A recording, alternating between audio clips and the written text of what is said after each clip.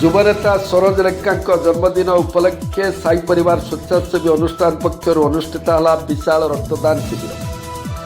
ବାଲେଶ୍ୱର କଂଗ୍ରେସର ଯୁବନେତା ସରୋଜ ଲେଙ୍କାଙ୍କ ଜନ୍ମଦିନ ଉପଲକ୍ଷେ ଡିସେମ୍ବର 25 ତାରିଖ ସାଇ ପରିବାର ସ୍ୱେଚ୍ଛାସେବୀ ଅନୁଷ୍ଠାନ ପକ୍ଷରୁ ବିଶାଳ ରକ୍ତଦାନ ଶିବିର ଅନୁଷ୍ଠିତ ହୋଇଯାଇଛି। କଂଗ୍ରେସ ଭବନରେ ଆୟୋଜିତ ଶିବିରକୁ ରକ୍ତଭଣ୍ଡାର ଅଧିକାରୀ ଡାକ୍ତର ବସନ୍ତ କୁମାର ଉପାଧ୍ୟାୟ, ବରିଷ୍ଠ କଂଗ୍ରେସ ନେତା ପଦ୍ମଲୋଚନ ଲେଙ୍କା ଏବଂ ପପୁଙ୍କ ମାତା ସ୍ନେହଲତା ଲେଙ୍କା ମିଳିତ ଭାବେ କାର୍ଯ୍ୟକ୍ରମକୁ ଉଦ୍ଘାଟନ କରିଥିଲେ। 1973 ମସିହା ଆଜିକା ଦିନରେ ସରୋଜ ଜନ୍ମଗ୍ରହଣ କରିଥିବା ବେଳେ ପ୍ରତ୍ୟେକ ବର୍ଷ ତାଙ୍କ ଜନ୍ମଦିନରେ ସାମାଜିକ କାର୍ଯ୍ୟକୁ ହାତକୁ ନିଆଯାଇଥାଏ ବୋଲି ତାଙ୍କ ପିତା ତଥା କାଉନସିଲର ପଦ୍ମଲୋଚନ ଲେଙ୍କା ପ୍ରକାଶ କରିଥିଲେ। ରକ୍ତଦାନ ଭଳି ମହତ୍ ଦାନ କାର୍ଯ୍ୟ କରି ଅନ୍ୟମାନଙ୍କ ଜୀବନ ବଞ୍ଚାଇବା ପାଇଁ ଏଭଳି କାର୍ଯ୍ୟକ୍ରମ ହାତକୁ ନେବା ବେଶ୍ ସ୍ୱାଗତଯୋଗ୍ୟ ପଦକ୍ଷେପ ବୋଲି ଅତିଥିମାନେ ମତବ୍ୟକ୍ତ କରିଥିଲେ।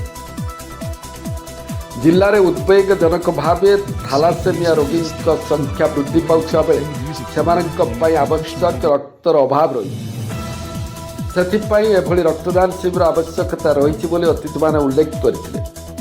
ଅନ୍ୟମାନଙ୍କ ମଧ୍ୟରେ ଜିଲ୍ଲା କଂଗ୍ରେସର ପୂର୍ବତନ ସଭାପତି ସଞ୍ଜୀବ ଗିରି, ଯୁବ କଂଗ୍ରେସ ସଭାପତି ରଞ୍ଜନ ଦାସ, ଗୋପୀନାଥ ପାଢ଼ୀ, ଶ୍ରୀକାନ୍ତ ବୁଗୁଡ଼ାଇ, ଅର୍ଚ୍ଚନା ନନ୍ଦୀ, ଶେଖ୍ ରାଜଗର ଅଲ୍ଲୀ, ସାହେବା ଆଖତାର, ଲୋକନାଥ ରାଉଳ, ଜ୍ଞାନେନ୍ଦ୍ର ମହାନ୍ତି, ଶେଖ୍ ଶମସୁଦ୍ଦିନ, କମରୁଲ ଅଲ୍ଲୀ ଖାନ, ବିଦ୍ୟାଧର ମହାନ୍ତି, ଶେଖ୍ ମେହବୁବ ପ୍ରମୁଖଙ୍କ ସମେତ ଅନେକ ସରପଞ୍ଚ, ସମିତି ସଭ୍ୟ ଏବଂ ବିଭିନ୍ନ ପଞ୍ଚାୟତର ସଭାପତିମାନେ ଉପସ୍ଥିତ ଥିଲେ। ସନ୍ଧ୍ୟାରେ ବାଲେଶ୍ୱରରେ ଥିବା ସମସ୍ତ ଜରାଶ୍ରମ ଓ ଚାନ୍ଦିପୁରରେ ଥିବା ଆଶ୍ରମରେ ରାତ୍ର ଖାଦ୍ୟ ସହ ଶୀତବସ୍ତ୍ର ବଣ୍ଟନ କରାଯାଇଥିଲା। ଆଜି 25 ଡିସେମ୍ବର 1973 ମସିହା 25 ଡିସେମ୍ବର ଆରମ୍ଭ ହେବ ରାତି 12ଟା ପରେ ଠିକ୍ 12ଟା 2ରୁ 3 ମିନିଟ୍ ଭିତରେ ପପୁର ଜନ୍ମ ହେଲା ଏଇ ସଦର ହସ୍ପିଟାଲରେ। ଯେତେବେଳେ କି ଖ୍ରୀଷ୍ଟିଆନ ପଡ଼ାରେ ସେ ଚର୍ଚ୍ଚରେ ତାର ଘଣ୍ଟି ବାଜିଲା, ସେତେବେଳେ ସେ ଜନ୍ମ ହେଲା। କାଉଁ କାଉଁ ଡାକିଲା, ସେଠି ଜଣେ ନର୍ସ ଆସି କହିଲେ ଆପଣଙ୍କୁ ପୁଅ ହେଇଛି।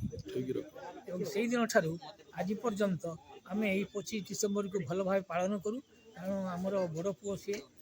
ଆମ ଆଜି ରକ୍ତଦାନ ଏଠି ହେବାର ଉଦ୍ଦେଶ୍ୟ ହେଉଛି, ସେ ଆମକୁ ପଚାରିଲା ଯେ ବାପା ମୋତେ ଆଉ ତା ମାଆକୁ ପଚାରିଲା ଯେ ରକ୍ତଦାନଟା ମୁଁ କରନ୍ତି ଏବଂ ସେଟା କେଉଁଠି କରିବା। ଆମେ ପ୍ରତିବର୍ଷ ଆମ ଗାଁରେ ହୁଏ, କେତେବେଳେ ପ୍ରସାଦ ବଣ୍ଟନ ହୁଏ, ଗରିବ ଗୁରୁବା ଲୋକମାନଙ୍କୁ ପ୍ରସାଦ ଦିଆଯାଏ, ଆଉ କେତେବେଳେ ଆମର କମ୍ବଳ ବଣ୍ଟାଯାଏ ଗରିବ ଗୁରୁବା ଲୋକମାନଙ୍କୁ।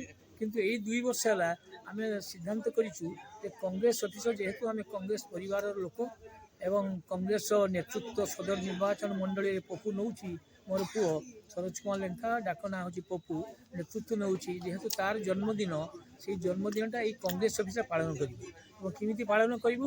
ଖାଇବା ମଜଲିସ୍ କରିବୁ ନାହିଁ, କେବଳ ରକ୍ତଦାନ ଆରମ୍ଭ କରିବୁ। ସଦର ନିର୍ବାଚନ ମଣ୍ଡଳୀର ସବୁ ପଞ୍ଚାୟତ ଜଣେ 2 ଜଣ 5 ଜଣ କରିକି ଲୋକ ଆସିବେ, ଆସିକି ରକ୍ତ ଦେବେ ଏବଂ ସେଇ ରକ୍ତ ହସ୍ପିଟାଲକୁ ଯିବ। ରକ୍ତଦାନ ମହତଦାନ ହେଇଥିବାରୁ ଗରିବ ଗୁରୁବା ଲୋକମାନେ ଯେଉଁମାନେ ରକ୍ତ ନ ପାଇକି ମରିଯାଉଛନ୍ତି, ବଡ଼ ହଇରାଣ ହରକତ ହେଉଛନ୍ତି, ତାକୁ ବି ସାହାଯ୍ୟ କରିବା ପାଇଁ ପ୍ରଧାନ ଉଦ୍ଦେଶ୍ୟ ହେଉଛି ରକ୍ତଦାନ ଶିବିର।